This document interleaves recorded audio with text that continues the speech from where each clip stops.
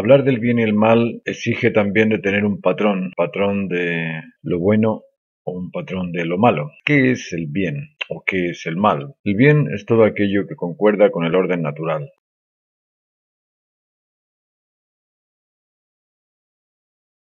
Con el ordenamiento natural de las especies, con el ordenamiento cósmico, con el ordenamiento de las normas de la creación, y el mal podríamos decir que es aquello contrario a ese ordenamiento. Pero existe un grave problema. El problema es que en la creación no hay nada contrario al ordenamiento de la creación. Entonces, ¿qué podemos decir que es el mal? ¿Qué sería el mal? ¿Simplemente un juicio personal de cada uno?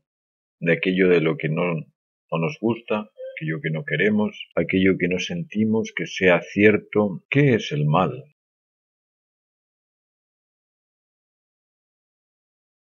El mal en sí no es una existencia. El mal es simplemente un significado, un concepto. Concepto que significa que aquello que estamos designando que es mal no nos vale, es malo por eso, porque no vale. No entra dentro del criterio de lo normado, no entra dentro del criterio de lo aceptado. Pero aceptado no existe. El mal no existe como tal. El mal es simplemente un juicio. ¿Es bueno o es malo este video? Depende. ¿Cómo que depende? El video es tal cual es. Ahora va a haber quien mire el video y no le guste y va a decir este video es malo. Falta la música, le falta movimiento, este señor que está dando la charla aquí es muy aburrido. Y va a haber gente que va a decir, wow, hay algo de razón en esto. En realidad el video es bueno. El video no cambió. El video sigue siendo el mismo. Ahora, hay una persona que dice que es bueno y otra persona que dice que es malo. Aquel que dice que es bueno es porque lo aprecia, lo encuentra interesante, lo encuentra como lo encuentre, pero le gusta, porque lo aprecia. Y aquel que lo desprecia va a decir que es malo, pero por eso no le va a gustar. Pero el video sigue siendo igual para uno o para otro. El video no es ni relativo, ni es bueno y malo al mismo tiempo, ni es bueno para uno y malo para otro. No, el video es lo que es. El que determina que sea bueno o sea malo el video, simplemente el espectador que lo aprecia o lo desprecia. Y nada más. Luego, ¿qué es el bien y qué es el mal? El bien es todo aquello que acomoda el orden natural y el mal es todo aquello que desacomoda ese orden natural. El mal se provoca en el momento del accidente, en el momento del error, en el momento en el que se decide hacer algo inconsecuente con lo que se debe hacer. Nosotros, los seres humanos, tenemos una facultad que no tienen los animales. Los animales no cometen ningún error, absolutamente ninguno. Si la especie humana no existiera, no habría nadie en el mundo capaz de designar que lo que hizo el lobo, lo que hizo la vaca, lo que hizo el perro, lo que hizo la cucaracha fue cometer un error. No habría nadie que pudiese evaluarlo. Luego, no habría ningún error dentro de las especies naturales. Pero la especie humana es la que evalúa y determina si eso es adecuado o es un error, si eso es bueno o es malo. ¿Por qué tenemos esa capacidad de decidir que eso es bueno, que eso es malo? Tenemos esa capacidad porque somos responsables. Al ser responsables somos libres, libres de optar por construirnos o por destruirnos. Solo nosotros podemos determinar que las cosas son malas. Solo nosotros, solo la especie humana. Nada más. ¿Dónde se origina el mal? El mal obrar, el mal pensar, el mal sentir. ¿Dónde se origina eso? ¿Cuándo se originó el mal? ¿En quién? ¿Y de qué manera? ¿Y cómo fue? Todos sabemos que si cometemos un error, se nos cae un vaso al suelo, se nos rompe, no pasa nada. Mi generación posterior no va a heredar el error de que se me haya caído a mí un vaso al suelo. Pero el desorden mental lo heredamos todos. En nuestra mente tenemos la capacidad de sentir, la capacidad de comprender, la capacidad de actuar. Pero resulta que a veces queremos hacer cosas que no sentimos, sentir cosas que no debemos, razonamos cosas que no tienen sentido, justificamos otras cosas que no se deben. Entonces el desorden mental que tenemos entre nuestra capacidad sensible, cognitiva y productiva es tremendo. En lugar de ser personas consecutivas que sientan una necesidad, comprendan que se justifica el deber cumplir esa necesidad y se realice, sentimos necesidades y las dejamos estar. A todos nos incomoda el Transantiago, a todos, pero no hacemos nada por restaurarlo.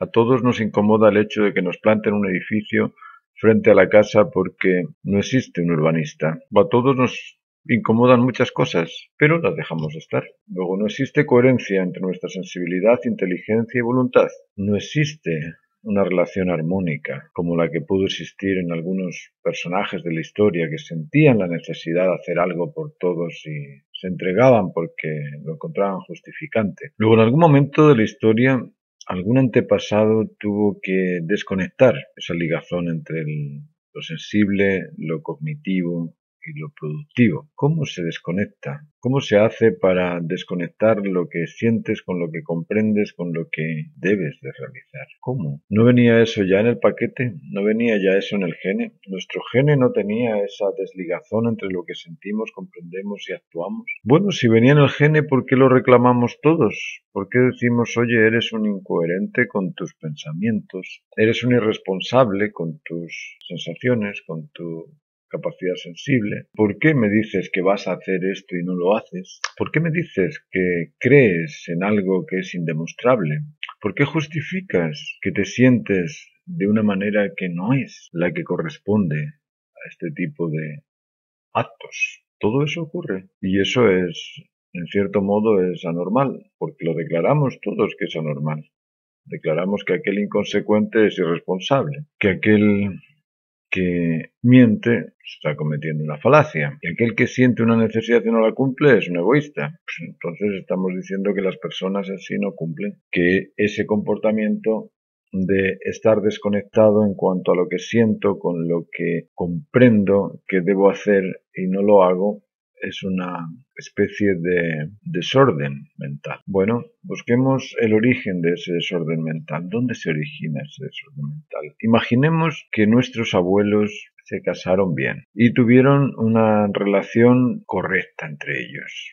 Y crearon a mis padres bien. Y mis padres tuvieron una relación correcta. Surgí yo bien. Si ellos hubieran obrado bien en todo, si hubieran sido responsables de cumplir con su máxima obligación o con su máximo deber, bueno, no habría ningún reclamo, yo no tendría por qué reclamarle que mi aspecto interno, que mi mente está descoordinada, está desconectada. Yo siento unas cosas y después las justifico que no son ciertas y después las justifico que sí son ciertas y después actúo o no actúo, pero no existe la coherencia entre lo que siento, comprendo y realizo. Así es que no tengo más remedio que quejarme, aunque sepa que no tengo que reclamar, aunque sepa que no tengo que acusar, aunque sepa que no tengo que rechazar a nadie.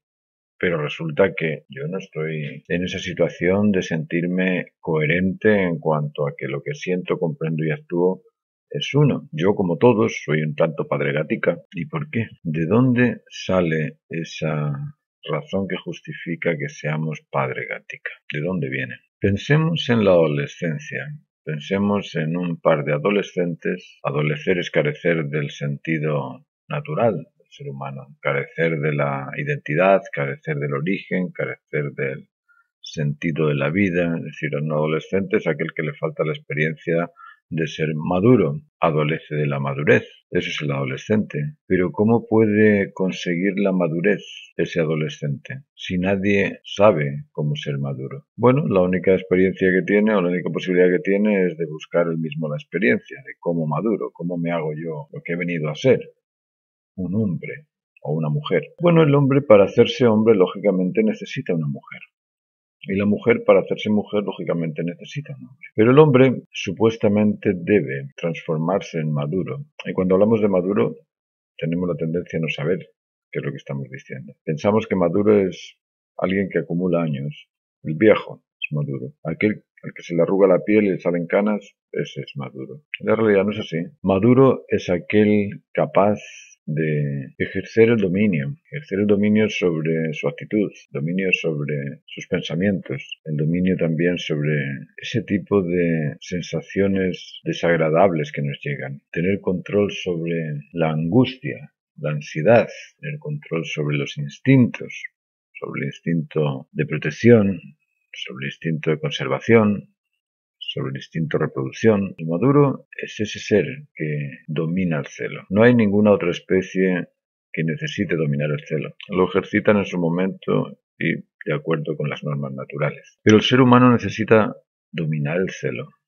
necesita controlar los extremos, necesita ajustarse en la norma de la moderación humana y lo debe hacer voluntariamente. Debe saber qué necesita para ser saludable, qué necesita para ser inteligente, qué necesita para ser maduro. Imaginémonos que los primeros padres de la humanidad, primeros originarios de la humanidad, hubiesen tenido una relación entre hombre y mujer, una relación de atenderse, entenderse y estar atento a lo que tenían por necesidad. Imagínense que durante todo el tiempo el hombre seducía con afecto, persuadía con el conocimiento de lo que aprendía, con la verdad, y motivaba con el ejemplo de lo bien hecho a la mujer. Imagínense un hombre amable, un hombre sincero, un hombre razonable, un hombre respetuoso, un hombre atento hacia la mujer, un hombre que, como no tenía otra cosa que hacer porque ahí no tenía que ir a trabajar, estaba todo el día concentrado en cómo hago que esta relación sea cada vez más linda, cómo puedo crear el respeto mutuo, la confianza entre ella y yo, el vínculo en el afecto por sobre la vida con esta persona. Como os digo, los primeros antepasados no tenían que salir a trabajar, no tenían que perder tiempo en la micro, no tenían internet para matar su aburrimiento. Su distracción máxima era el otro. La distracción completa de estos seres era el otro. El de ella era él, el de él era ella. Tenían todo el día para estar madurándose, para estar ofreciéndose beneficios, para estar intercambiando aquellos descubrimientos. Imaginaos que este primer ser seduce con afecto, persuade, con conocimiento verídico, para qué mentir si no hay nada que esconder, y motiva a la otra persona con el ejemplo de lo bien hecho. Y una vez construido el vínculo, una vez que los dos se sientan confiados y respetados, decidan que ya saben cómo educar a su descendiente, que ya han logrado el respeto mutuo, que ya han logrado la confianza mutua, y ya han logrado la unidad por sobre todas las cosas. El cariño que se ha desarrollado entre ellos de tanto entregarse el uno al otro es el máximo, pues si no hay nadie con quien compararlo, es el máximo de la creación. Son solamente un hombre y una mujer que tenían todo el tiempo del mundo para entregarse el uno al otro. Imaginaos que estos dos seres están completamente convencidos de el vínculo que han creado y convencidos también de que ese mismo vínculo lo van a extender, lo van a ofrecer al neonato, al nuevo descendiente, y se lo van a ofrecer con todas. No tienen trabajo para distraerse, no tienen televisión para perder el tiempo, no tienen programas de bailes y competencias y estupideces que le saquen de lo que es razonable. Lo único que tienen es tiempo para dárselo uno al otro. Imaginaos que esos dos seres ya han logrado ese tipo de unión vincular en el respeto y en la confianza entre los dos, y que deciden tener descendientes. Deciden que como ya han comprendido cómo se establece ese vínculo, pueden tener un descendiente, dos o tres o los que tengan. ¿Cómo serían esos descendientes si los padres están entregándose a los hijos igual que se han entregado el uno al otro? No tenían ningún aparato distractor, estaban solos en algún sitio. Estamos hablando de un supuesto, no sé si estaban o no estaban, pero a mí no me interesa defender si estaban o no estaban. A mí lo que me interesa es que pensemos en una situación semejante. Pensemos en una situación donde hay un hombre y una mujer que están madurando y que se confían, se respetan y se vinculan al máximo. Y una vez que tienen ese vínculo deciden reproducirse. Una vez que tienen la experiencia creada, es muy fácil enseñarla a los hijos. Si hubiesen sido de ese modo, si la relación hubiese sido de ese modo, no habría habido ninguna sensación de desconexión entre lo que siento, comprendo y actúo. No habríamos tenido ningún mal. El mal se habría transformado simplemente en uy, acabo de cometer un error y nada más. Pero no habría un sentimiento de maldad. No tendríamos esa cosa rencorosa de que ese ser es siempre y en todo malo, porque comprenderíamos que somos conectivos y lo único que cometiste es un error, se te cayó el vaso y ya está. Bueno, compremos otro, busquemos otro. ¿Qué más da? Si somos conectivos por naturaleza no tendríamos ningún rencor. Ahora pongámonos en el otro caso, en el caso de estos dos jóvenes, hombre y mujer, que se sienten atraídos, que todavía no se respetan, que todavía no se confían, todavía no se entienden, todavía no tienen el vínculo de unidad completo. Son dos jóvenes que están ahí en paralelo, pero se temen. Se temen porque no saben qué es lo que es cada uno de ellos. El hombre no sabe por qué la mujer está cambiando, la mujer no sabe por qué el hombre está cambiando. La mujer ve una serie de fortalezas muy potentes en el hombre ve una serie de manifestaciones extrañas en la mujer y en lugar de entenderse como complementos, empiezan a temerse, empiezan a distanciarse. Pero por un lado está el distanciamiento vincular, que no lo han conseguido, y por otro lado está el atractivo físico, el atractivo del instinto, que no necesitan de mucho para ejercerlo. Y se acercan, y resulta que tienen ese atractivo, tienen una relación y producen un descendiente. Pero un descendiente al que no saben respetar porque no aprendieron a respetarse el uno al otro. Un descendiente al que no pueden confiar porque no se confiaron entre ellos dos. Tampoco pueden enseñarle lo mismo, porque como no estaban confiados el uno en el otro en el criterio que iban a enseñar al niño, pues ella le enseña sus cosas y él le enseña sus cosas y el niño no sabe si lo de ella o lo de él es lo válido. A nivel emocional, como ellos dos no han tenido la construcción del vínculo, la seguridad de ese lazo amistoso, la seguridad de ese lazo afectivo, entonces el niño se encuentra con dos seres que son indiferentes el uno al otro, o que son arrogantes el uno con el otro, o que son, uno es sobreprotector del niño y el otro es indiferente ante el niño, o uno es violento y el otro es inoperante. Es decir, todos esos desfases, todos esos desajustes hacen que este niño adquiera la mentalidad del desajuste y cuando siente algo no comprende por qué, y cuando comprende algo no siente por qué, y cuando comprende o actúa resulta que no siente lo que comprendía y actúa.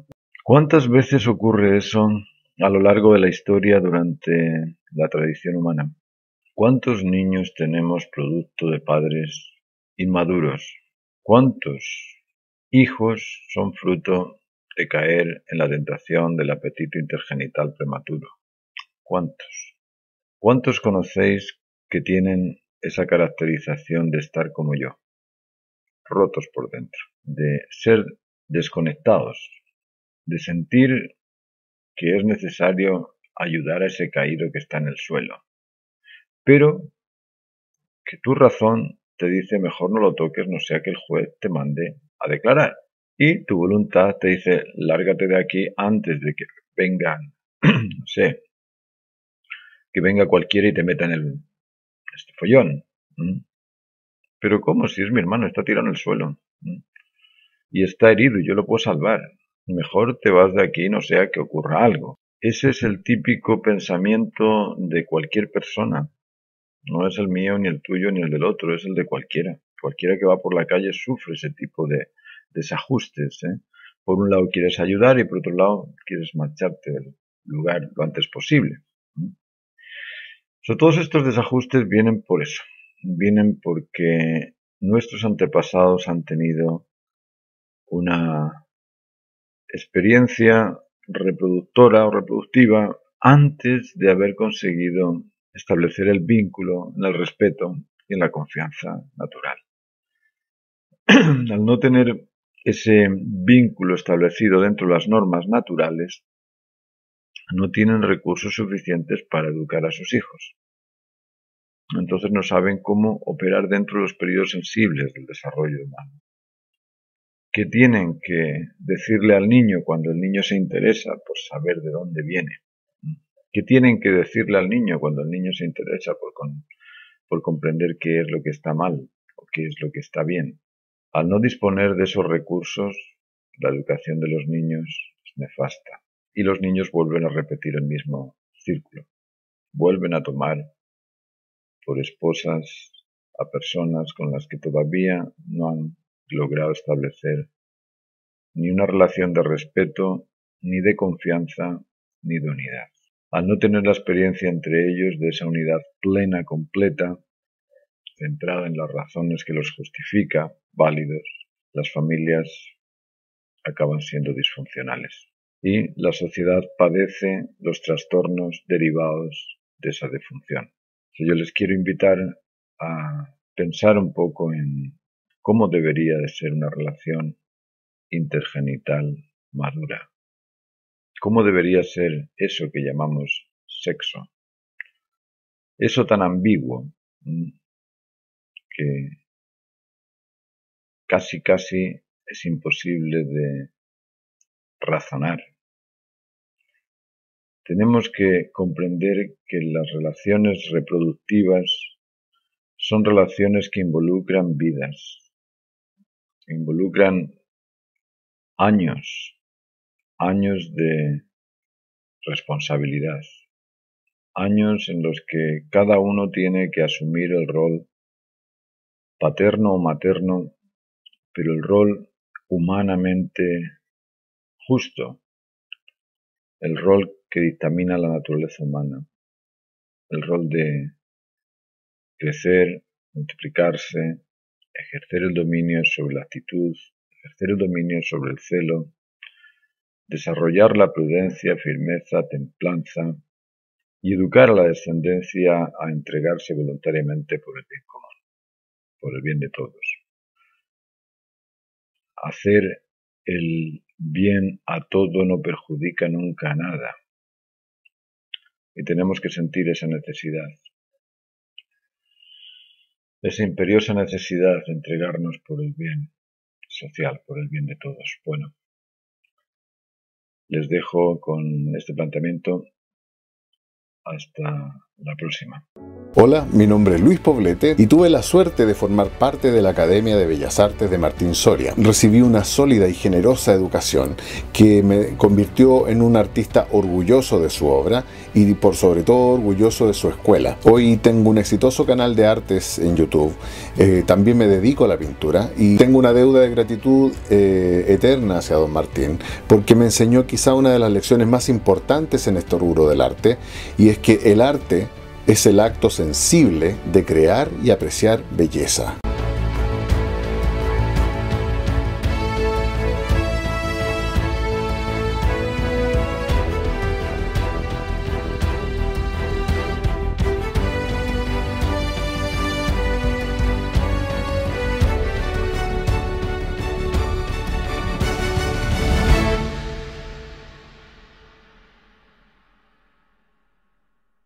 Hola, mi nombre es Luis Poblete y tuve la suerte de formar parte de la Academia de Bellas Artes de Martín Soria. Recibí una sólida y generosa educación que me convirtió en un artista orgulloso de su obra y por sobre todo orgulloso de su escuela. Hoy tengo un exitoso canal de artes en YouTube, también me dedico a la pintura y tengo una deuda de gratitud eterna hacia don Martín porque me enseñó quizá una de las lecciones más importantes en este rubro del arte, y es que el arte es el acto sensible de crear y apreciar belleza.